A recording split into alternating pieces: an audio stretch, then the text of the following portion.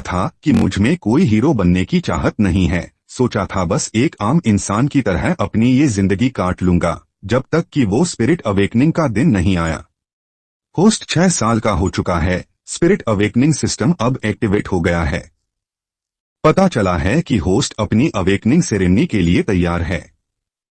अब आपके सामने किस्मत के 3 ऑप्शंस हैं। अगले 3 दिनों में फैसला करें।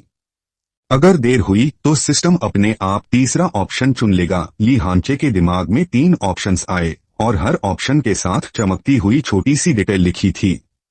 ऑप्शन 1, स्पिरिट हॉल में अवेकनिंग। यहां अवेकनिंग के बाद रिवॉर्ड में मिलेगी इननेट फुल सोल पावर और कम से कम पर्पल ग्रेड का वेपन। टाइप होगा स्पीयर।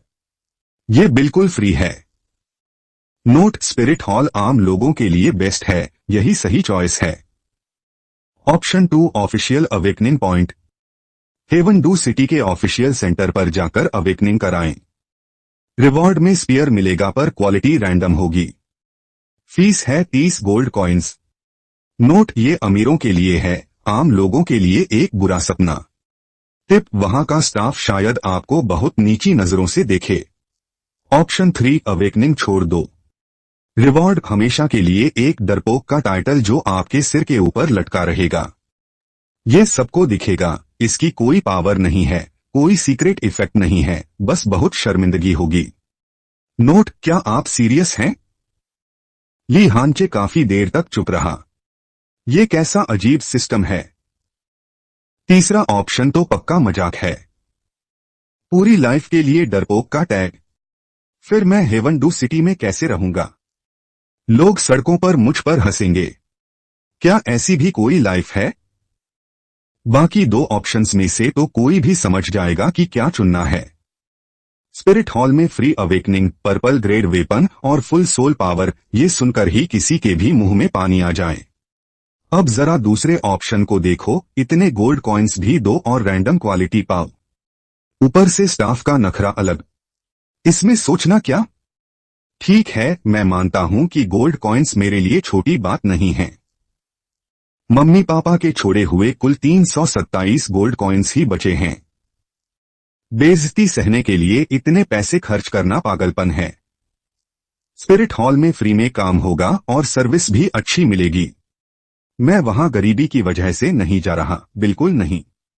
बस मुझे लगा कि वो डील ज्यादा फायदेमंद है। हाँ, बस यही बात है।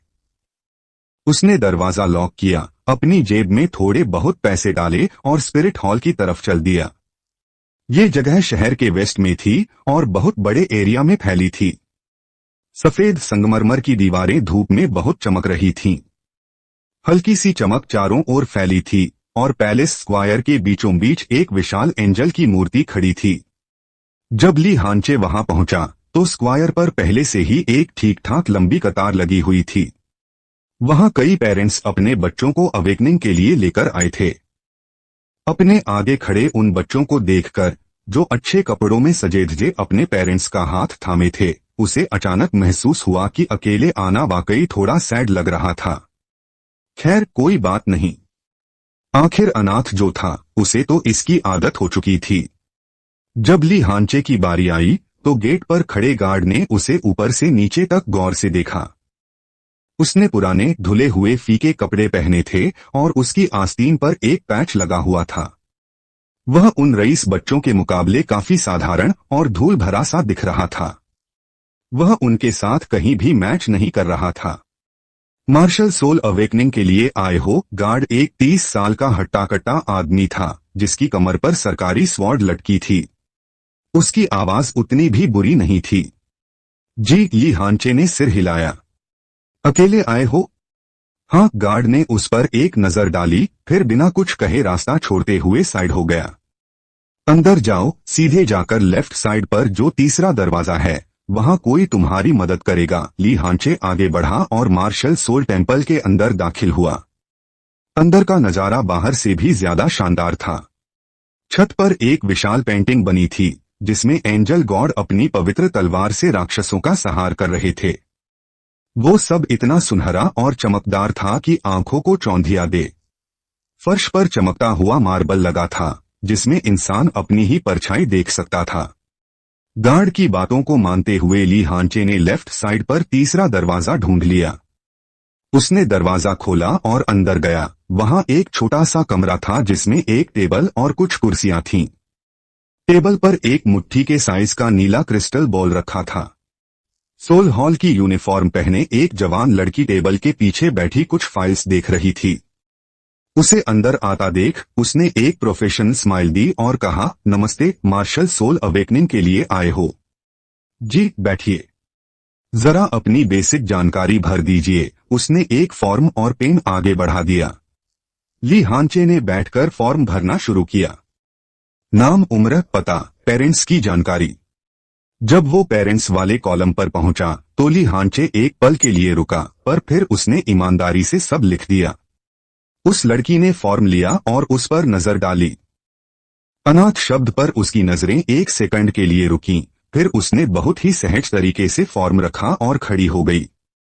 मेरे पीछे आओ, अवेकनिंग सेरेमनी अंदर वाले कमरे में होगी। ली हांचे एक गलियारे से होकर एक और भी बड़े कमरे में पहुंचा। कमरे के बिल्कुल बीचों बीच फर्श पर एक पेचीदा फॉर्मेशन बना हुआ था। उस फॉर्मेशन की लकीरें हल्की सुनहरी चमक दे रही थीं और उनसे एक कमजोर सी सोल पावर की लहरें उठ रही थीं। फॉर्मेशन के बीच में खड़े हो जाओ, लड़की ने इशारा किया। ली हांचे ने एक गहरी सांस ली और फॉर्मेशन के बीच में जाकर खड़ा हो गया।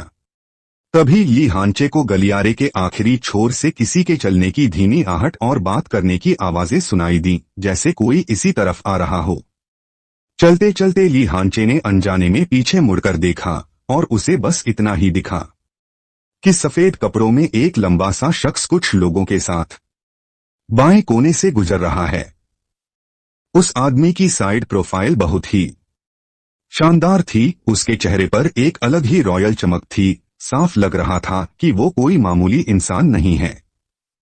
उस यंग लेडी ने भी वहां की हलचल नोटिस की। उसके चेहरे का रंग थोड़ा बदल गया और वो खुद से धीरे से बुदबुदाई, शॉप ओनर ने तो कहा था कि क्राउन प्रिंस आज इनर हॉल में गए हैं, तो वो यहाँ कैसे आ गए? Crown Prince?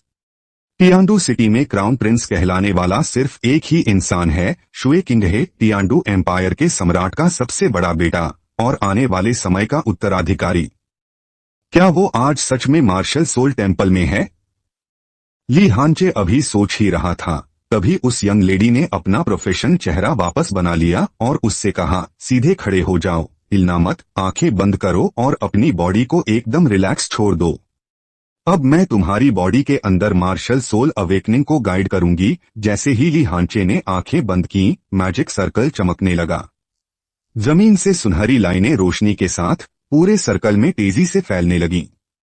उसे महसूस हुआ कि उसके पैरों से एक गर्म एनर्जी ऊपर आ रही है, जो धीरे धीरे उसकी पूरी बॉडी में फैल गई, जैसे रगों में कोई गर्म लिक्विड बह रहा हो।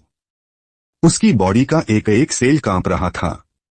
ये एहसास बहुत ही अजीब और जादुई था, जैसे उसकी बॉडी की गहराइयों में कोई चीज जाग रही हो।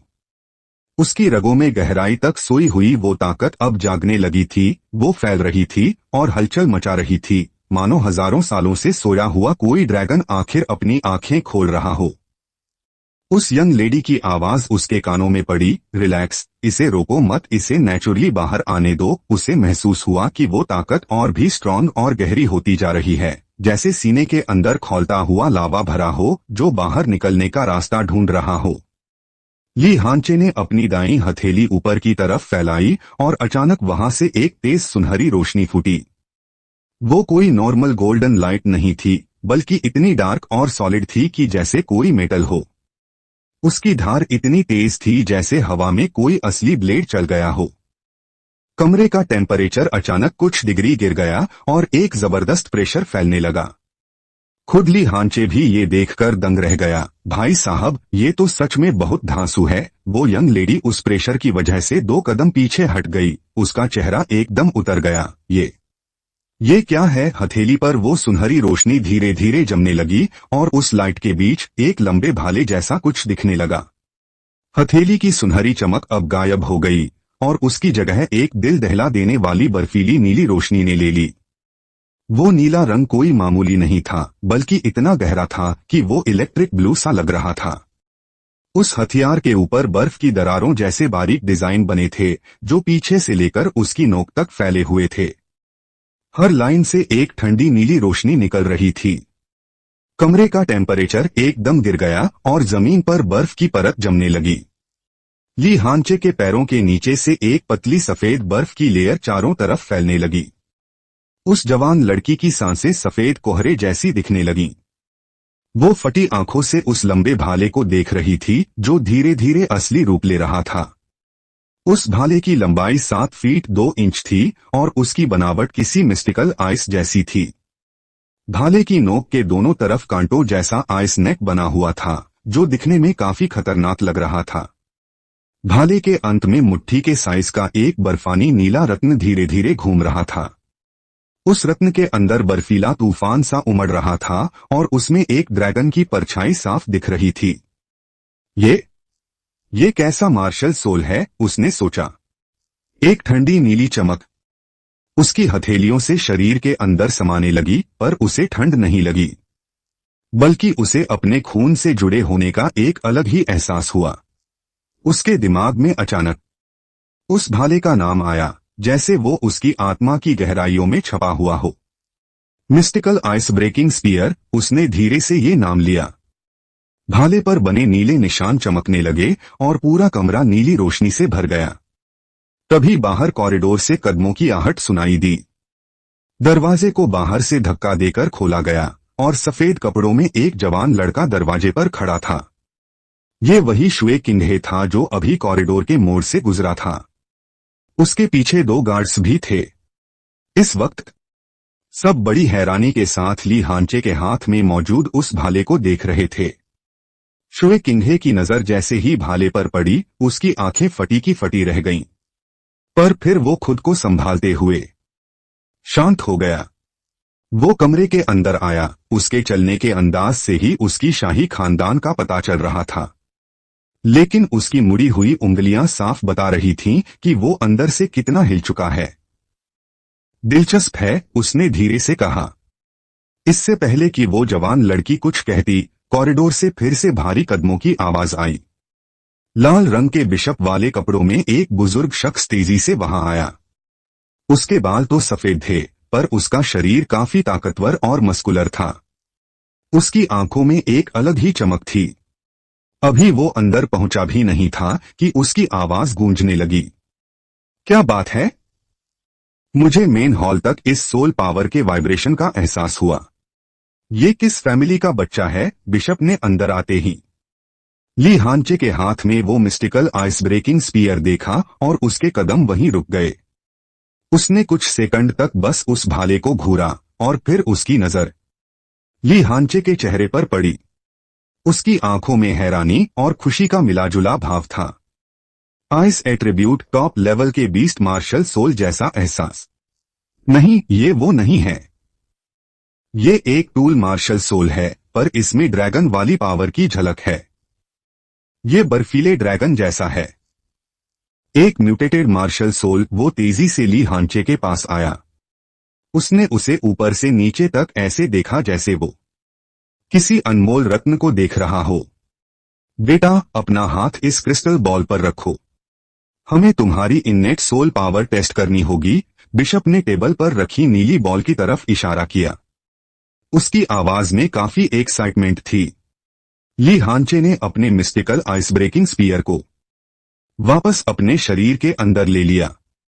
वो नीला भाला रोशनी की एक किरण बनकर उसकी हथेली में समा गया और पीछे बस हवा में थोड़ी सी ठंडक रह गई। वो टेबल की तरफ बढ़ी और अपना दाहिना हाथ क्रिस्टल बॉल पर रख दिया। जैसे ही हथेली बॉल से टच हुई, वो नीला गोला अचानक से चमक उठा। उसकी रोशनी इतनी तेज थी कि हट ही नहीं रही थी। वो यंग औरत दंग रह गई। उसकी आंखें भर आईं।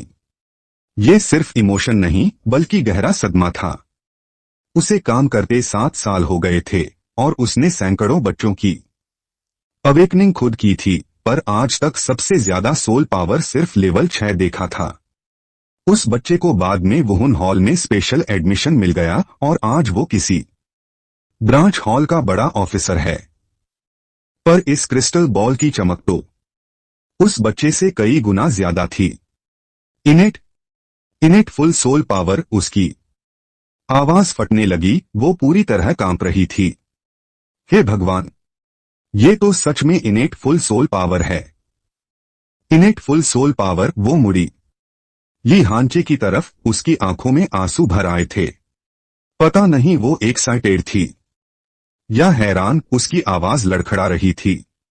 बच्चे, क्या तुम्हें पता है इसका मतलब क्या है? ली हांचे को सब पता था, उसे अच्छे से अंदाजा था।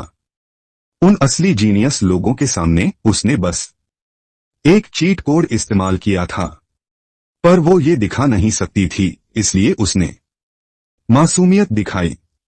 उसकी उन आंखों में वही कंफ्यूजन था जो 6 साल के बच्चे में होना चाहिए। इसका क्या मतलब है? उसने पूछा। उस यंग औरत ने गहरी सांस ली और घुटनों के बल उसके बराबर बैठ गई।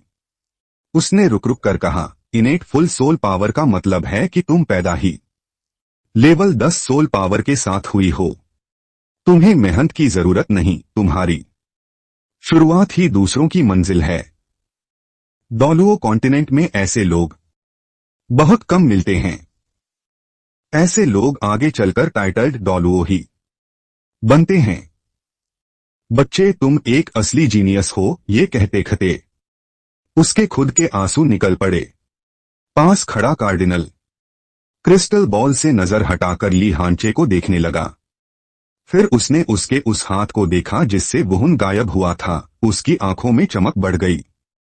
टॉप टियर वुहुन, गॉड एट्रीब्यूट, म्यूटेटेड टाइप और dragon aura, innate full soul power, 6 साल की उम्र, अनाथ, कोई बैकग्राउंड नहीं। ये सारी चीजें मिलकर जैसे वुहुन हॉल के लिए ऊपर वाले का कोई तोहफा हो।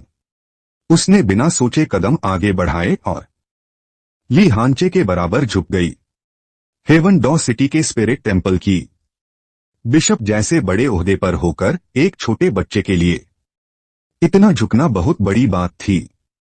छोटे बच्चे, उसकी आवाज बहुत ही सॉफ्ट हो गई थी, जैसे उसे डर हो किए गरीब बच्चा कहीं डर न जाए। मैं सालास हूं, इस हेवन डॉ सिटी के स्पिरिट टेंपल की बिशप। मैंने तुम्हारी प्रोफाइल देख ली है। उसने बड़े यकीन के साथ ली हांचे की तरफ देखा और कहा, तुम्हारे माता पिता नहीं हैं, घर में कोई नहीं है, अकेले जीना मुश्किल है। वुहुन हॉल हमेशा टैलेंट की कदर करता है। तुम्हारी जैसी काबिलियत बर्बाद नहीं होनी चाहिए। इन झुग्गियों में दबे रहने के बजाय मैं तुमसे पूछता हूं, क्या तुम वुहुन पैलेस ज्वाइन करना चाहोगी? उसके एक एक शब्द में दम था। अगर तुम बस सिर हिलाकर हाँ कह दो तो आज से तुम्हारी कल्टीवेशन के लिए हर चीज वुहुन पैलेस प्रोवाइड करेगा।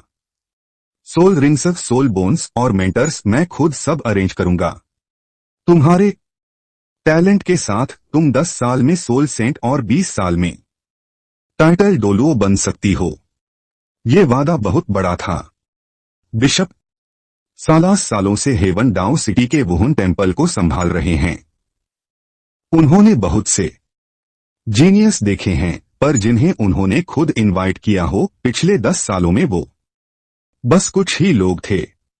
और इस तरह खुलकर कल्टीवेशन रिसोर्सेज प्रॉमिस करना, यहां तक कि सोल बोन्स का हिंट देना, ऐसा तो पहले कभी नहीं हुआ। लेकिन जैसे ही उनकी बात खत्म हुई, पास में चुपचाप खड़े शुए किंगहे बोले, बिशप महोदय। शुए किंगहे की आवाज में एक अलग ही रौब था जिसे इग्नोर नहीं किया जा सकता था। वो शालीनता से खड़े थे, उनका सफेद गाउन उन्हें और भी क्लासी और ग्रेसफुल दिखा रहा था। ये बच्चा हमारे हेवन डाउ सिटी का है। इसका रजिस्ट्रेशन हेवन डाउ सिटी में है और इसके पेरेंट्स हेवन डाउ एम्पायर के नागरिक हैं। कायदे से इसे हेवन डाउ रॉयल प्राइमरी एकेडमी में एडमिशन लेना चाहिए। उन्होंने ली हांचे की तरफ मुड़कर प्यार से स्माइल की। हेवन डाउ रॉयल एकेडमी तुम्हें वो सारी रिसोर्सेज देगी जो वुहुन पैलेस से कम नहीं होंगी। तुम जैसे जीनियस को किसी एक साइड तक लिमिटेड नहीं रहना चाहिए, बल्कि तुम्हारे पास और भी बेहतर ऑप्शंस होने चाहिए। क्या मैं सही हूं? सालास ने सुना तो उनका चेहरा उतर गया। क्राउन प्रिंस, आपकी ये बात सही नहीं है। वुहुन अवेकनिंग सेरेमनी हमारे वुहुन टेंपल में हुई थी। कॉन्टिनेंट के रिवाज के हिसाब से जिन बच्चों की अवेकनिंग वुहुन पैलेस में होती है, उन्हें रिक्रूट करने का पहला हक हमारा है। इसके अलावा वो खड़े हुए और शुए किंगहे की आंखों में आंखें डालकर बेबाकी से बोले, इस बच्चे का वुहुन एक टॉप लेवल म्यूटेंट वुहुन है, जिसमें इननेट फुल सोल पावर है। आपकी हेवन डाउ रॉयल एकेडमी में क्या वो घमंडी रईस खानदान के बच्चे एक मामूली बैकग्राउंड वाले बच्चे को बर्दाश्त करेंगे? मैं नहीं चाहता कि एक इतना होनहार बच्चा आप लोगों के एलीट सिस्टम की वजह से बर्बाद हो जाए। ये बात बहुत कड़वी थी, जिसने सीधे हेवन डाउ एम्पायर की दुखती रग पर हाथ रख दिया। शुए किन्हे की स्माइल वैसी ही रही, पर उनकी आंखों में थोड़ी ठंडक आ गई। बिशप, आप जरूरत से ज्यादा सोच रहे हैं। हेवन डाउ रॉयल एकेडमी भले ही अमीरों के लिए हो, पर वहां टैलेंटेड कॉमन्स के लिए स्पेशल कोटा भी है। चूंकि मैंने खुद कहा है, तो मैं इसके लिए सब कुछ मैनेज कर दूंगा। रही बात उन रईस बच्चों के एटीट्यूड की, उन्होंने अपनी स्लीव्स से धूल झाड़ते हुए कहा, ताकत ही सबसे बड़ी सच्चाई है। उसके टैलेंट के साथ ज्यादा वक्त नहीं लगेगा जब वो रईस बच्चे उसे नीचा दिखाने के बजाय उसकी इज्जत करेंगे। दोनों के बीच बहस जारी रही, उनकी बातों में तीखापन था और कोई भी पीछे हटने को तैयार नहीं था। कमरे का माहौल काफी तनावपूर्ण हो गया था। एक कोने में दुबक गई थी, उसकी सांस तक नहीं निकल रही थी। वो बेचारी एक छोटी सी जागते हुए ऐसा नजारा पहले कब देखा था? क्राउन प्रिंस और कार्डिनल एक आम बच्चे के लिए ऐसे भिड़ रहे हैं कि कोई तालमेल ही नहीं दिख रहा। बाहर कोई यकीन नहीं करेगा। और इस हंगामे के बीच खड़े ली हानचे के दिमाग में एक और सुनहरी रोशनी चमकी। डिटेक्ट किया गया है कि होस्ट एक बड़े फैसले के सामने है। डेस्टिनी चॉइस मिशन एक्टिवेट हो गया है। अभी का सीन टियान डॉ एम्पायर के प्रिंस शुए किंगहे और स्पिरिट हॉल के कार्डिनल सालास दोनों ने होस्ट को ज्वाइन करने का ऑफर दिया है। इन 3 ऑप्शंस में से एक चुने। वक्त है सिर्फ एक अगरबत्ती जलने तक। 3 चमकते ऑप्शंस दिमाग में तैरने लगे। ऑप्शन 1, टियान डॉ रॉयल एकेडमी ज्वाइन करें और शुए किंगहे का ऑफर मान लें। एकेडमी में एडमिशन लें। Reward cultivation technique. नोट, बड़े पेड़ का सहारा अच्छा होता है। शुए किंगहे काफी गहरा खिलाड़ी है, पर वो तुम्हें धोखा नहीं देगा। लेकिन एकेडमी के उन रईसजादों से बचकर रहना। Good luck. Option 2, spirit hall join करें और सालास का ऑफर मान लें। Reward life technique. Note, spirit hall इस दुनिया की नंबर 1 पावर है, जहां रिसोर्सेज की कोई कमी नहीं है। सालास बूढ़ा थोड़ा गुस्सैल है, पर अपनों पर जान छिड़कता है। पर टियान डॉ एम्पायर के साथ उसके जो रिश्ते हैं, वो तुम खुद ही सोच लो। ऑप्शन 3, कहीं भी ज्वाइन न करें। मना कर दें और इंडिपेंडेंट रहें। रिवॉर्ड परमानेंट टाइटल और फन। ये टाइटल तुम्हारे सिर पर चमकेगा और सबको दिखेगा। नोट, क्या तुम वाकई इस दुनिया में अनाथ बनकर रहना चाहते हो? अरे तुम तो पहले से ही हो। फिर तो कोई बात नहीं। ये हांचे का मन किया कि जोर से गाली दे दे। ये घटिया सिस्टम क्या टाइटल्स के पीछे हाथ धोकर पड़ गया है? पिछली बार डरपोक, इस बार अनाथ। एक से बढ़कर एक बकवास। वो पहले से ही अनाथ है और सिस्टम जले पर नमक छिड़क रहा है। उसने एक गहरी सांस ली, खुद को शांत किया और सिचुएशन को तेजी से एनालाइज करने लगा। ऑप्शन 1 और 2 के रिवॉर्ड्स में ज्यादा फर्क नहीं था, दोनों ही कीमती थे। पर मुद्दा सिर्फ रिवॉर्ड का नहीं था, बल्कि ये फैसला उसका फ्यूचर और उसकी साइड तय करने वाला था। टियान डॉ एम्पायर या स्पिरिट हॉल, ये एक स्ट्रैटेजिक सवाल था। और वो यहां मौजूद किसी भी शख्स से बेहतर जानता था कि फ्यूचर में इस दुनिया का नक्शा कैसे बदलने वाला है। स्पिरिट हॉल एम्पायर बन जाएगा और एम्पायर अंदर से खोखला हो जाएगा। उसे कहानी का एक एक पल याद था। उसने अपनी नजरें झुकाईं और होठों को सिकोड़ लिया, जैसे कोई बहुत मुश्किल फैसला ले रहा हो। एक 6 साल के बच्चे के चेहरे पर ऐसे गंभीर भाव। ये थोड़ा अजीब था, पर उन पुराने कपड़ों और उसके दुबले पतले शरीर के साथ वो काफी मासूम लग रहा था। उसने ऊपर देखा, सालास की तरफ। आंखें लाल थीं। बिशप सर, उसकी आवाज भारी थी, जैसे इमोशंस को दबा रहा हो। आपकी मेहरबानी के लिए शुक्रिया। आप अच्छे इंसान हैं। सालास की भवें तन गईं। एक अजीब सा एहसास उसे हुआ। उसने अक्सर आम लोगों को कहते सुना था कि ये जगह अच्छी है, गरीबों का ख्याल रखती है। हांचे ने कहा, जैसे वो कुछ याद कर रहा हो। लेकिन उसने अपनी स्लीव से आंखें पोंछीं। वो स्लीव पहले ही काफी घिस चुकी थी। चेहरे पर रगड़ने से वो थोड़ा फनी लग रहा था, पर वहां किसी को हंसी नहीं आई। हेवन डू सिटी मेरा घर है। मेरे पेरेंट्स भले ही नहीं रहे, पर वो शहर के बाहर पहाड़ पर दफन हैं। अगर मैं चला गया तो उनकी कब्र की देखभाल कौन करेगा? गए थे। शुए किंघे ने नीचे उस नम आंखों वाले बच्चे को देखा। उसकी नजरों में एक अलग ही एहसास था। वो नीचे झुका, अपनी स्लीव से एक सफेद रुमाल निकाला और ली हांचे की तरफ बढ़ाया। चेहरा पोंछ लो। उसकी आवाज बहुत सॉफ्ट थी, जैसे कोई बड़ा भाई छोटे का ख्याल रख रहा हो। हांचे ने उसे लिया, रुमाल से अपने चेहरे को जल्दी जल्दी पोंछा। उस रुमाल में एक हल्की सी खुशबू थी। पता नहीं कौन सा इंसेंस था, पर उसकी महक बहुत सूथिंग थी। उसने रुमाल मुट्ठी में दबाया और सिर उठाकर शुए किंघे की तरफ देखा। उसकी आंखों में एकदम परफेक्ट कन्फ्यूजन और हिचकिचाहट थी।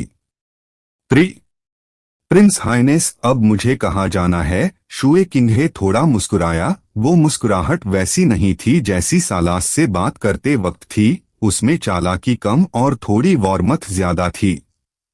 मेरे साथ चलो। उसने ली हांचे की तरफ अपना हाथ बढ़ाया। उसकी उंगलियां लंबी और साफ थीं, जिन्हें बहुत अच्छे से मेंटेन किया गया था। देखकर ही लग रहा था कि वो एक अमीर घराने से है, जो इस धूल से सने बच्चे के बिल्कुल अपोजिट लग रहा था।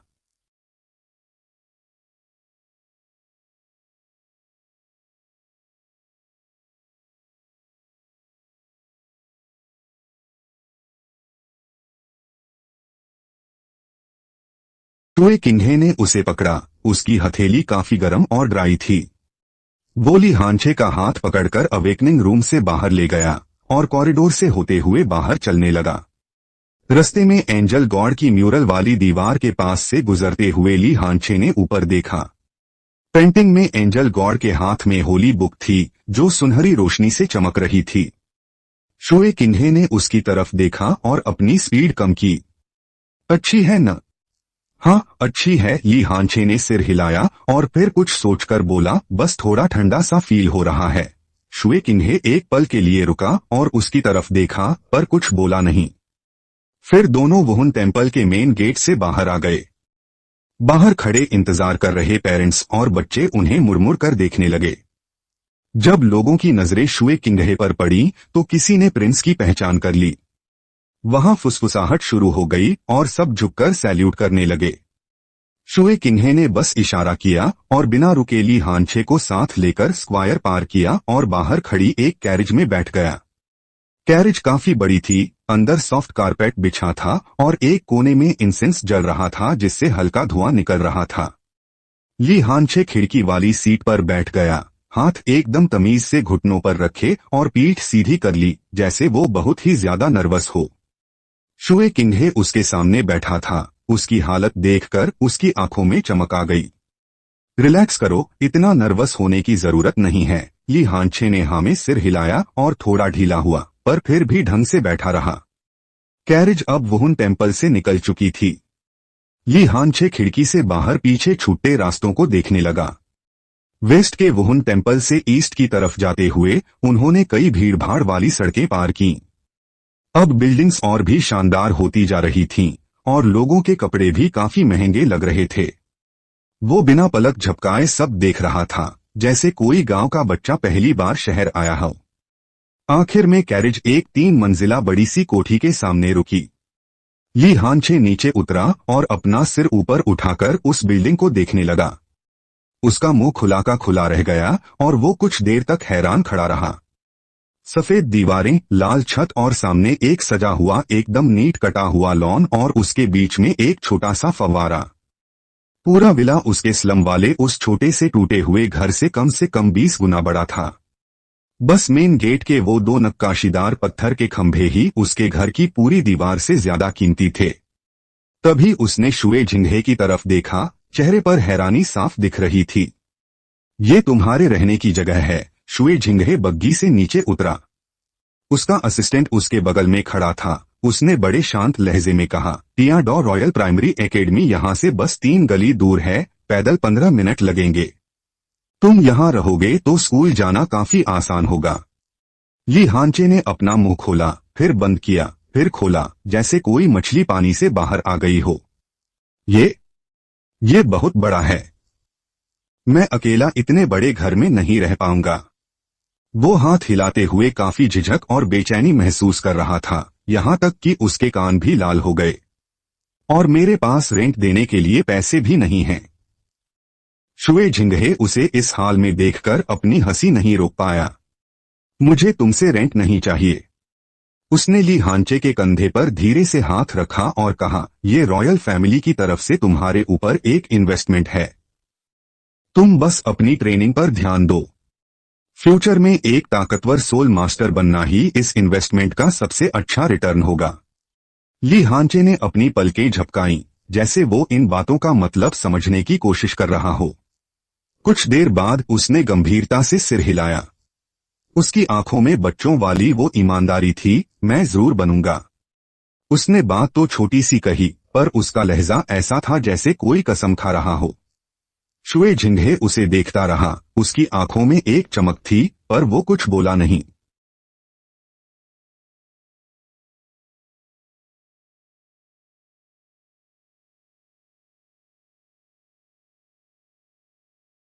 दूसरी मंजिल पर बेडरूम और स्टडी रूम थे, और तीसरी मंजिल पर एक टेरेस था, जहां से पूरी गली दिखती थी। विला में फर्नीचर की हर चीज मौजूद थी, और सब कुछ टॉप क्वालिटी का था। बस लिविंग रूम के उस रोजवुड टेबल और कुर्सियों की कीमत में ली हांचे स्लम में 3 घर खरीद सकता था। ली हांचे पूरे समय एक ऐसे गरीब बच्चे की एक्टिंग कर रहा था जो इस सरप्राइज से हक्का बक्का रह गया हो। वो चुपचाप सब देख रहा था। मार्बल फ्लोर पर चलते हुए भी वो बार बार नीचे देख रहा था। जब वो बेडरूम में गया और उस बड़े बेड को देखा जिस पर 4 लोग सो सकते थे, तो उसने डरते डरते गद्दे को दबाकर देखा और फिर एकदम हैरान होकर शुए झिंगहे की तरफ देखा। उसकी आंखों से लग रहा था जैसे पूछ रहा हो कि ये बेड इतना सॉफ्ट कैसे है। अब एक्टिंग की बात करें तो वो उतनी परफेक्ट तो नहीं थी, पर सच लग रही थी। आखिर उसने पिछलिया इस जिंदगी में कभी इतने अच्छे घर में पैर तक नहीं रखा था। विला देखने के बाद शुए झिंगहे ने बाहर आसमान की तरफ देखा और कुछ कहने ही वाला था कि तभी बाहर से दरवाजे पर हल्की दस्तक हुई। महाराज, बाहर से एक नौकरानी की आवाज आई, जो चीजें आपने मंगवाई थीं, वो आ गई हैं। अंदर आ जाओ, शुए झिंगहे ने कहा। दरवाजा खुला और 2 नौकरानियां अंदर आईं। उनकी उम्र करीब 18-19 साल की थी, शक्ल से काफी भोली और तमीजदार लग रही थीं। उन्होंने लाइट ब्लू कलर की लंबी ड्रेस पहनी हुई थी और कमर पर सफेद बेल्ट बंधी थी। उनके चलते समय 2 मेड्स वहां खड़ी थीं। उनके हाथों में एक एक ट्रे थी। लेफ्ट वाली मेड की ट्रे पर कुछ नए कपड़े सजे हुए थे। धूप में उनकी चमक देखकर ही लग रहा था कि फैब्रिक की क्वालिटी बहुत बढ़िया है। वो काफी महंगे लग रहे थे। राइट वाली मेड की ट्रे पर गोल्ड सोल कॉइन्स का ढेर लगा था। सिक्के सलीके से रखे हुए थे, कम से कम 50 तो होंगे ही। ये कपड़े तुम्हारे साइज के हिसाब से टेम्परेरी बनवाए गए हैं, अभी इनसे काम चला लो। 2 दिन में टेलर आएगा और तुम्हारे लिए कुछ नए सेट्स फिटिंग के हिसाब से बना देगा। शुए झिंगहे ने कपड़ों और फिर उन गोल्ड कॉइन्स के ढेर की तरफ इशारा किया। ये तुम्हारे डेली खर्चों के लिए हैं, अगर कम पड़े तो कभी भी एकेडमी से मंगवा लेना। ली हांचे की नजर एक सेकंड के लिए उन सिक्कों पर ठहर गई। कितना अमीर है ये, सच में बहुत बड़ा रईस है। ली हांचे ने मन ही मन उसे कोसा, पर चेहरे पर एकदम घबराहट और नर्वसनेस दिखाई। उसने सिक्कों को देखा, फिर उन मेड्स को और आखिर में शुए झिंगहे की तरफ देखा। उसके होंठ थोड़े हिले, जैसे उसे समझ नहीं आ रहा हो कि क्या बोले। उसकी ये हालत देखकर शुए झिंगहे को लगा कि वो एक गरीब बच्चा है जिसकी किस्मत अचानक चमक गई है, और वो पूरी तरह हैरान है। शुए झिंगहे काफी संतुष्ट था और ली हांचे भी। ये दोनों अब यहीं रहकर तुम्हारी डेली लाइफ का ख्याल रखेंगी। उसने मेड्स की तरफ इशारा किया। कोई भी काम हो इन्हें बेझिझक बोल देना। ली हांचे ने उन दोनों मेड्स के चेहरों पर एक नजर डाली। दोनों काफी सुंदर थीं। एक के नैनंश तीखे थे और दूसरी बहुत शांत लग रही थी। फिर उसने सिर झुका लिया और उसके कान शर्म से लाल हो गए। उसे समझ नहीं आ रहा था कि हाथ कहाँ रखे। वो अपनी शर्ट का कोना पकड़कर खड़ा हो गया। उसने धीरे से फुसफुसाया, मैं अपना ख्याल खुद रख सकता हूँ। सुए किंघे ने उसके लाल कान देखे और उसके चेहरे पर एक गहरी मुस्कान आ गई। कोई देखभाल करने वाला हो तो अच्छा रहता है। उसकी आवाज में एक कमांड था। बस अब यही फाइनल है। ली हांचे ने और बहस नहीं की और चुपचाप सिर हिला दिया। उसके चेहरे पर वही पुरानी शर्म और झिझक थी, पर उसका दिमाग इस वक्त एकदम अलर्ट और साफ था। सीरियसली? मैं सिर्फ 6 साल का हूं और कियान रेनक्सू अभी से लड़कियों से रिश्वत दे रही है। नहीं नहीं, शांत हो जाओ। जरा सोचो कि कियान रेनक्सू आखिर है कौन। वो वुहुन हॉल के पिछले पोप की बेटी है, एंजल गॉड की वारिस। हेवन डू एम्पायर में 20 साल से छिपी हुई एक टॉप लेवल की जासूस। उसकी ताकत, उसके तरीके और उसकी चालाकी इस पूरी दुनिया में सबसे ऊपर है। इतना बड़ा इंसान भला 6 साल के बच्चे की इतनी फिक्र क्यों करेगा। फुल सोल पावर होना खास बात है, पर इतनी भी नहीं कि प्रिंस खुद रहने का इंतजाम करे। पैसे और मेस देना तो बहुत दूर की बात है। वो ये सब सिर्फ इसलिए कर रहा है। इसका सिर्फ एक ही कारण है, वो ये सब ली हांचे के लिए नहीं कर रहा, बल्कि वो अपनी माँ बीवी डोंग को नीचा दिखाना चाहता है। बीवी डोंग जो वुहुन हॉल की मौजूदा पोप है, कियान शुनजी ने उसे एक गुप्त कमरे में कैद करके प्रताड़ित किया था, जिसके बाद कियान रेनशु का जन्म हुआ। माँ बेटी के इस रिश्ते को कॉम्प्लिकेटेड कहना तो बहुत ही छोटी बात होगी। ये तो 20 सालों की नफरत, धोखे, अकेलेपन और तड़प का एक उलझा हुआ जाल है। सालास असल में बीवी डोंग का आदमी है। शुए किंघे यानी कियान रेनशु, वो इस कमरे में जो कुछ भी बोल रहा है, जो भी अरेंजमेंट्स कर रहा है, वो सब आखिर में किसी न किसी रास्ते से वुहुन हॉल तक बीवी डोंग के कानों में पहुंचेगा। वुहुन हॉल तुम्हें अपनी तरफ खींचना चाहता था, पर टियान डॉ साम्राज्य ने बाजी मार ली। सिर्फ बाजी ही नहीं मारी, मैंने उसे रहने के लिए हवेली दी, पैसे दिए और देखभाल के लिए नौकरानियां भी भेजी। जो वुहुन हॉल दे सकता है वो मैं भी दे सकता हूँ, और जो वो नहीं दे सकते वो भी मैं दे सकता हूँ। कियान रेनशु यही मैसेज देना चाहती है। ये कोई टैलेंट की कदर नहीं है, बल्कि माँ और बेटी के बीच चल रहा एक माइंड गेम है। और ली हांचे तो बस इस शतरंज की बिसात का एक मोहरा बन गया है। ये सब समझ आते ही ली हांचे को थोड़ी राहत मिली। मोहरा होने के अपने फायदे हैं, कम से कम जब तक हार जीत का फैसला नहीं हो जाता, खिलाड़ी अपने मोहरे को इतनी आसानी से मरने नहीं देंगे। उसने अपने सामने खड़ी 2 नौकरानियों और चमकते हुए गोल्ड कोइंस को देखा और मन ही मन कियान रेनशु की तारीफ की। दीदी आप जीत गईं। ये शुगर कोटेड ऑफर मुझे मंजूर है। और इसी वक्त वुहुन टेम्पल में सालास अपनी डेस्क पर बैठा हुआ था। उसने पेन उठाया और वुहुन हॉल के निशान वाला एक लेटर पैड निकाला। माननीय पोपे, आज टियान डॉ सिटी के वुहुन टेम्पल में अवेकनिंग सेरेमनी के दौरान एक खास लड़का सामने आया। उम्र 6 साल, अनाथ, झुग्गी झोपड़ी में पैदा हुआ, कोई बैकग्राउंड नहीं। उसका वुहुन mysterious nether ice breaking spear है, जो एक आइस एट्रीब्यूट म्यूटेशन है। इसमें ड्रैगन की शक्ति महसूस होती है। ये एक टॉप टियर वुहुन है। कंफर्म हुआ है कि उसकी सोल पावर जन्म से ही फुल है। इतना टैलेंटेड बच्चा मैंने पिछले 30 सालों में नहीं देखा। लेकिन जब मैंने उसे साथ जोड़ना चाहा, तो प्रिंस शुए किंघे बीच में आ गए। वो लड़का अपना घर छोड़ना नहीं चाहता था, क्योंकि उसे अपने माता पिता की कब्र की देखभाल करनी थी, इसलिए उसने मना कर दिया और शुए किंघे के साथ चला गया। शुए किंघे ने तुरंत उसके लिए हवेली खरीदी और उसे पैसे दिए। ये साफ है कि वो उसे अपनी तरफ करना चाहते हैं। मेरे हिसाब से ये लड़का बहुत ही नेक दिल और साफ बैकग्राउंड का है, जिसका किसी गुट से कोई लेना देना नहीं है। अगर ये टियान डॉ रॉयल फैमिली के हाथ लग गया, तो आने वाले वक्त में हमारे वुहुन हॉल के लिए बड़ी मुसीबत बन सकता है। ये मामला गंभीर है, मैं खुद फैसला नहीं ले सकता। ये लेटर आपको जानकारी देने के लिए लिख रहा हूँ। आपका सालास। दोपहर को उसने लेटर उठाया, स्याही सुखाई और उसे अच्छे से फोल्ड करके वुहन टेम्पल की मुहर लगा दी। फिर उसने मेज पर रखी घंटी बजाई। तभी एक नकाबपोश आदमी चुपचाप कमरे के दरवाजे पर हाजिर हुआ। ये लेटर अभी के अभी वुहन सिटी ले जाओ और सीधे पोपे के हाथों में देना। सालास नीचे आया, उसने उसे आगे बढ़ाया और धीमी आवाज में बोला,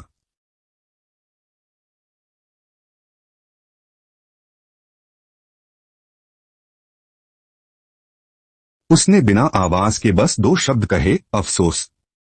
और ठीक उसी समय उस 3 मंजिला विला के दरवाजे पर शुए किंघे जाने की तैयारी कर रही थी।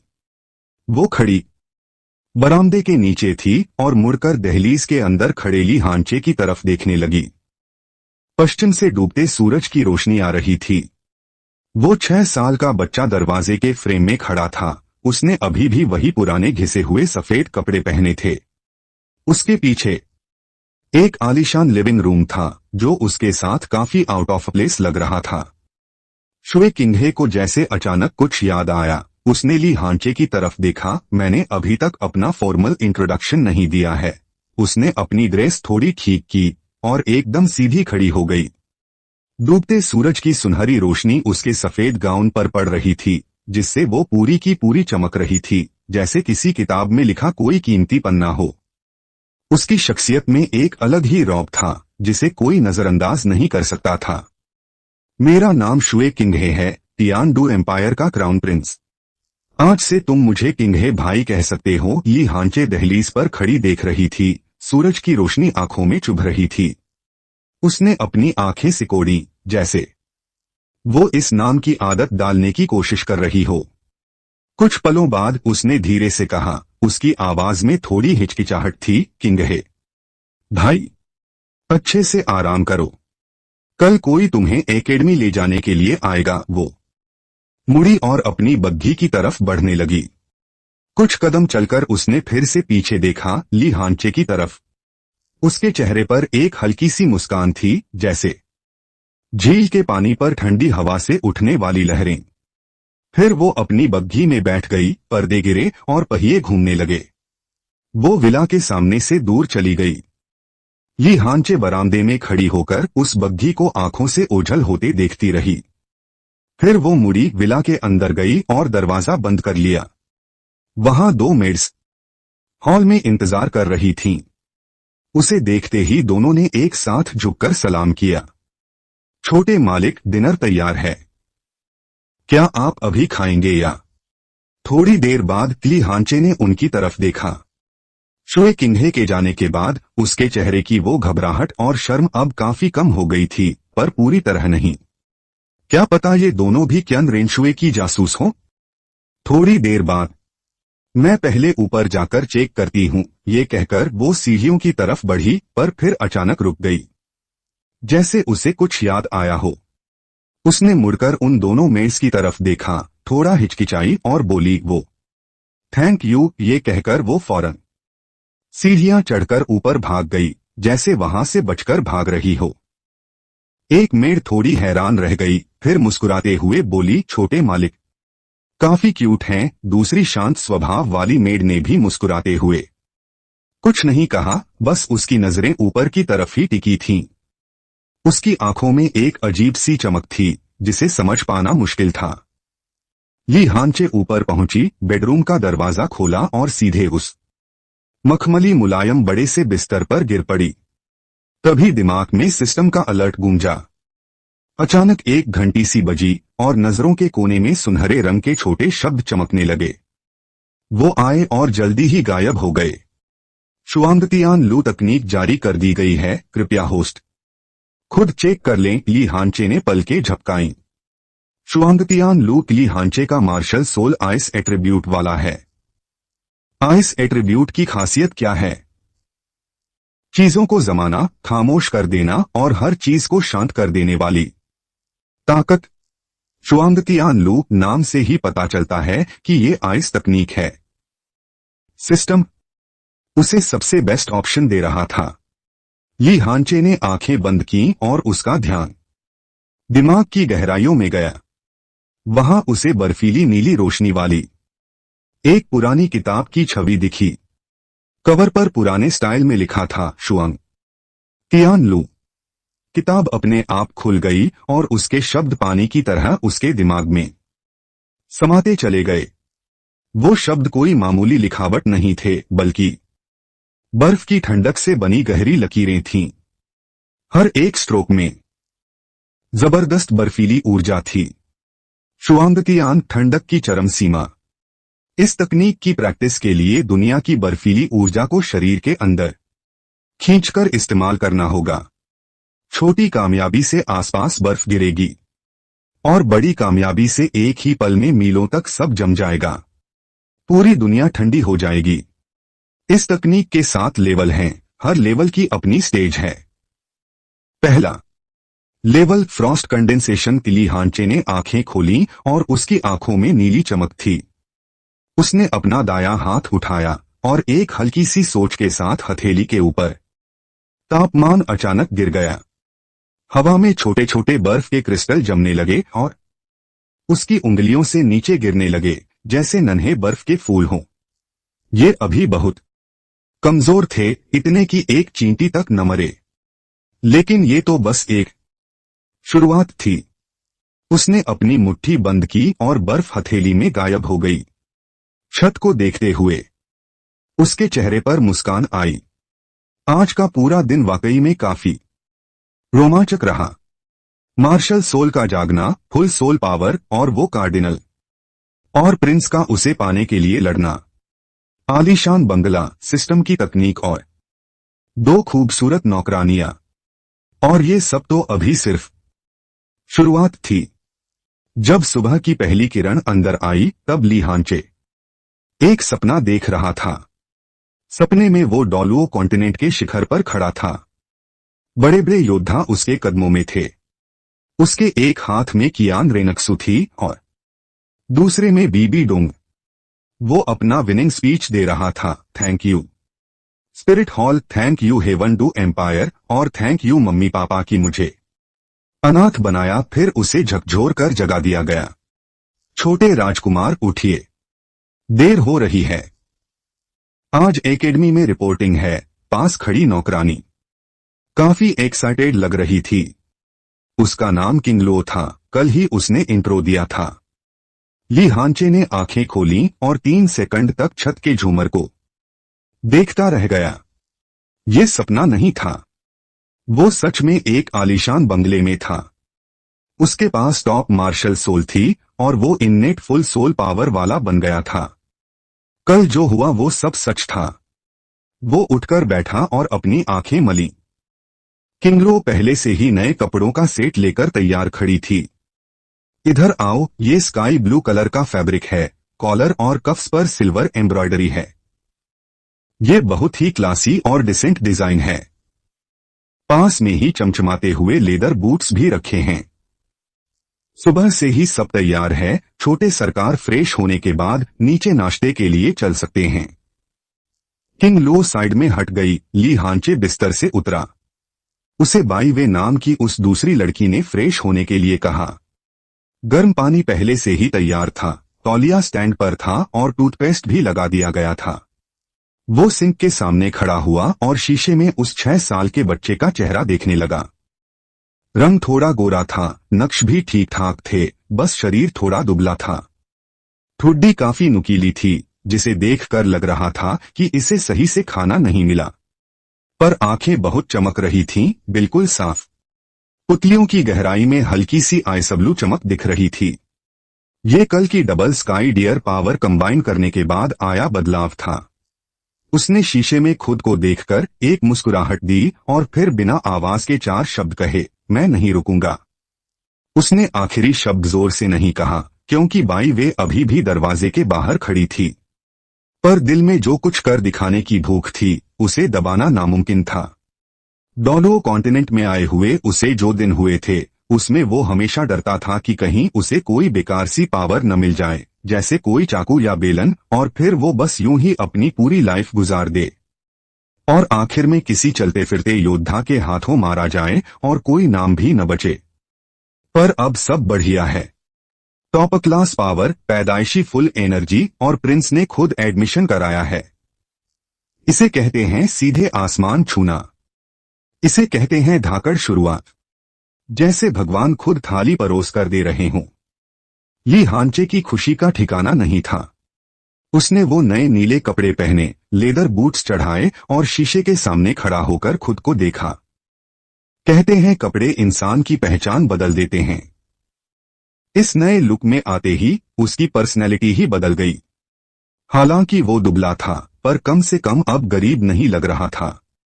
उसने खुशी से सर हिलाया और नीचे की तरफ चल दिया। डाइनिंग टेबल पर ब्रेकफास्ट लगा हुआ था। ली हांचे टेबल के सामने 3 सेकंड तक चुपचाप खड़ा रहा।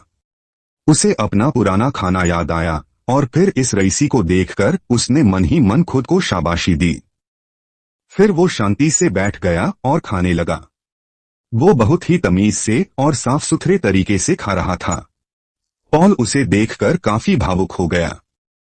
उसे लगा कि ये बच्चा पहले कितना भूखा रहा होगा जो नाश्ते की इतनी कदर कर रहा है। उसे क्या पता कि ली हांचे को बस ये खाना बहुत मजेदार लग रहा था। खाना खाकर मुंह पोंछने के बाद ली हांचे खड़ा हुआ और एक लंबी सांस ली। चलो रॉयल एकेडमी चलते हैं। गाड़ी चलाने वाला एक 40 साल का आदमी था जिसने रॉयल एकेडमी की यूनिफॉर्म पहनी हुई थी। उसकी छाती पर एक सिल्वर सोर्ड बैज लगा हुआ था। जैसे ही उसने ली हांचे को देखा, ज़ोपिंग ने बड़े सम्मान के साथ सिर झुकाया। ली कोंजी, मैं तियानजिन रॉयल जूनियर एकेडमी का टीचर ज़ोपिंग हूँ। क्राउन प्रिंस के हुक्म पर आपको लेने आया हूँ। ली हांचे ने सिर हिलाया और लेदर के जूते पहनकर कैरिज में बैठ गया। कैरिज 3 गलियां पार करके एक बहुत ही शानदार गेट के सामने रुकी। Tianjin royal junior academy. सुबह की धूप में वह सुनहरा नेमप्लेट चमक रहा था। गेट पर 2-3 मीटर ऊंचे पत्थर के सोल बीस्ट्स खड़े थे। लेफ्ट साइड में एक उड़ता हुआ ईगल था और राइट साइड में एक दहाड़ता हुआ शेर। नक्काशी इतनी बेहतरीन थी कि वे बिल्कुल असली लग रहे थे।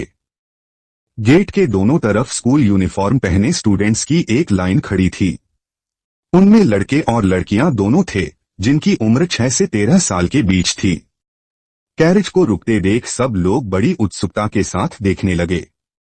तभी दरवाजा खुला और एक दुबला पतला सा छोटा बच्चा बाहर निकला। स्टूडेंट्स की उत्सुकता अब जजमेंटल नजरों में बदल गई। क्या प्रिंस ने इसी का एडमिशन कराया है? देखने में तो कुछ खास नहीं लग रहा। बिल्कुल बंदर जैसा पतला है। सुना है यह कोई कॉमनर है। कॉमनर? फिर प्रिंस ने इसे यहां क्यों आने दिया? शू, धीरे बोलो कहीं वह सुन न ले। ली हांचे ने सब सुन लिया, पर उसने कोई रिएक्शन नहीं दिया। वह बस शांति से ज़ोपिंग के पीछे एकेडमी के अंदर जाने लगा। एकेडमी अंदर से उसकी उम्मीद से भी कहीं ज्यादा आलीशान थी। सड़कें चौड़ी और साफ थीं और दोनों तरफ करीने से कटे हुए हरे भरे पेड़ थे। दूर तक क्लासरूम और ट्रेनिंग ग्राउंड्स दिख रहे थे। सब कुछ बहुत ही प्रोफेशनल था। रास्ते में जो भी स्टूडेंट मिलता वह इस नए चेहरे को गौर से देखता और फिर आपस में कुछ फुसफुसाने लगते। ज़ोपिंग उसे एकेडमी के एक बड़े हिस्से से ले जाकर एक अलग सी 2 मंजिला बिल्डिंग के पास ले गया। वहां दरवाजे पर लगभग 30 साल की एक औरत खड़ी थी। उसने गहरे नीले रंग का टीचर वाला गाउन पहना था और बाल सलीके से स्टाइल किए हुए थे। वह दिखने में काफी सुंदर थी, पर उसके चेहरे पर एक अजीब सी मुस्कान थी।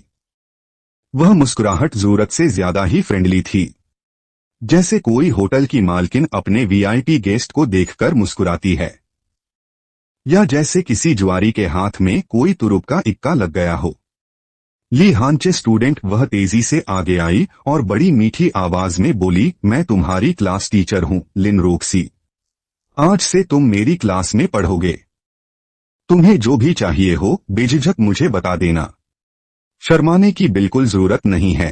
कहते हुए उसने ली हांचे के सिर पर हाथ फेरना चाहा, पर फिर हाथ पीछे खींच लिया। उसे लगा शायद पहली मुलाकात में यह थोड़ा अजीब होगा, तो उसने बस उसके कंधे को थपथपाया। आओ पहले मैं तुम्हें तुम्हारा हॉस्टल दिखा देती हूँ। लिन रोक्सी उसे दूसरी मंजिल पर ले गई। कमरा गलियारे के आखिर में था। उसने दरवाजा खोला और ली हांचे को पहले अंदर जाने का इशारा किया। ली हांचे जैसे ही कमरे में घुसा, वह दंग रह गया। क्या ये वाकई कोई हॉस्टल रूम है? वहां एक बड़ा सा सिंगल बेड था, जिस पर दूध जैसी सफेद चादर बिछी थी। बेड पर चादर सलीके से फोल्ड की हुई थी।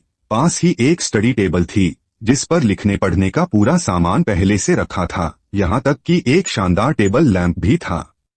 कोने में एक बड़ा वार्डरोब था, जिसका दरवाजा आधा खुला था और अंदर कुछ नए कपड़े टंगे थे। खिड़की पर एक ऑर्किड का पौधा था, जिस पर छोटे बैंगनी फूल खिले थे और हल्की सी खुशबू आ रही थी। खिड़की सीधे एकेडमी के प्रैक्टिस ग्राउंड की तरफ खुलती थी, जहां से नजारा काफी साफ था। दूर तक फैली इमारतें और टियांडू सिटी की आउटलाइन साफ दिख रही थी। ये एकेडमी का सबसे बेहतरीन सिंगल रूम था। लिन रोक्सी दरवाजे पर हाथ जोड़कर खड़ी थी और उनके चेहरे पर एक फॉर्मल सी स्माइल थी। वैसे तो ये कमरा रॉयल फैमिली के लिए था, पर क्राउन प्रिंस ने खास तौर पर कहा था कि इसे जितना हो सके कंफर्टेबल बनाया जाए। ली हांचे ने उनकी तरफ देखा। लिन रोक्सी के बाल काफी टाइट बंधे थे और एक पिन से हर लट को अपनी जगह पर फिक्स किया गया था। पर ली हांचे को लगा कि अगर उनके पास एक और पिन होती तो वो अपने बालों को और भी ज्यादा टाइट बांध लेती। यही तो पावर का असर है। टियांडू का वो बूढ़ा राजा पक्का जान गया होगा कि मेरे पास टॉप लेवल की मार्शल सोल और फुल पावर है। दिखने में तो ये सब शुए किंग कर रहा है, पर इसके पीछे राजा शुए ये की ही मंजूरी होगी। एक टॉप टैलेंट को अपने पाले में करने के लिए रॉयल फैमिली इतना तो खर्च कर ही सकती है। ली हांचे ने मन ही मन हिसाब लगाया, पर चेहरे पर एक थोड़ी झिझक वाली स्माइल लाते हुए बोला, थैंक यू लिन मेंटर, मैं हॉस्टल में ही ठीक हूँ। बहुत अच्छे, हॉस्टल रहना सही है, इससे बाकी क्लासमेट्स के साथ दोस्ती बढ़ेगी। लिन रोक्सी ने सिर हिलाया, जैसे उसने कोई बहुत बड़ा फैसला सुनाया हो। तो फिर अब मैं तुम्हें क्लास ले चलती हूँ। फर्स्ट पीरियड शुरू होने वाला है और मेंटर वेट कर रहे होंगे। ली हांचे लिन रोक्सी के पीछे नीचे गया और एक कॉरिडोर पार करके क्लासरूम तक पहुंचा। उन्होंने सेकंड फ्लोर के एक कमरे का दरवाजा खोला, जहां करीब 20 स्टूडेंट्स सलीके से बैठे थे। सबकी उम्र 6 साल के आसपास थी। ये इस साल का नया बैच था। सामने पोडियम पर सफेद बालों वाले एक बुजुर्ग मेंटर खड़े थे, जो ब्लैकबोर्ड पर कुछ लिख रहे थे। लिन रोक्सी को एक बच्चे के साथ आते देख उन्होंने लिखना बंद कर दिया और उनकी नजर सीधे ली हांचे पर पड़ी। उन्होंने उसे ऊपर से नीचे तक देखा। सुन लाओ, ये नया स्टूडेंट ली हांचे है, लिन रोक्सी ने मेंटर से कहा और फिर क्लास की तरफ मुड़कर अपनी आवाज ऊंची की। स्टूडेंट्स, आज से एक नया क्लासमेट हमारे साथ जुड़ेगा, सब उसका स्वागत करो। क्लास में थोड़ी बहुत तालियों की आवाज गूंजी। ली हांचे पोडियम के पास खड़ा होकर सामने बैठे चेहरों को देख रहा था। कुछ क्यूरियस थे, कुछ ठंडे, तो कुछ बिना छुपाए जजमेंटल नजरों और दुश्मनी के साथ देख रहे थे। ये बच्चे ज्यादातर अमीर घरों के थे, इसलिए पिंग लिंगकू से आए एक मामूली स्टूडेंट के लिए उनके मन में रिजेक्शन था। पर उसे कोई फर्क नहीं पड़ा, क्योंकि वह यहाँ दोस्त बनाने नहीं आया था। मास्टर सुन ने उसे सिर हिलाकर इशारा किया और बोले, अपना सेल्फ इंट्रोडक्शन दो ताकि सब तुम्हें जान सकें। ली हांचे मुड़ा और पूरी क्लास की तरफ चेहरा किया। उसने अपना मुंह खोला और बस फॉर्मेलिटी के तौर पर बोलने ही वाला था, मेरा नाम ली हांचे है, मार्शल सोल जुआनमिंग बिंगपो गन है, प्लीज ख्याल रखें। ये बोलकर वह नीचे बैठने ही वाला था, लेकिन तभी उसके बोलने से ठीक पहले दिमाग में एक सुनहरी रोशनी चमकी। टिंग। सिस्टम की जानी पहचानी आवाज गूंजी, जिसमें थोड़ी मजाक उड़ाने वाली टोन थी। डिटेक्ट किया गया है कि होस्ट अपना इंट्रोडक्शन देने वाला है। ग्रुप के सामने अपनी पहली अपीयरेंस इतनी बोरिंग कैसे हो सकती है? अभी first appearance option task unlock हुआ है। होस्ट 3 दिन के अंदर अपना चुनाव करे। दिमाग में 3 ऑप्शंस तैरने लगे, जो एकदम सुनहरे थे। हर शब्द से लग रहा था कि कोई बड़ा धमाका होने वाला है। Option 1, arrogant route. जोर से कहो, मेरा नाम ली हांचे है और आज से मैं डोलो कॉन्टिनेंट का सबसे पावरफुल आदमी बनूंगा। रिवॉर्ड, बॉडी रिफाइनिंग टेक्निक वुमिए शिन शेन के टुकड़े। यह एक प्राचीन टेक्निक है।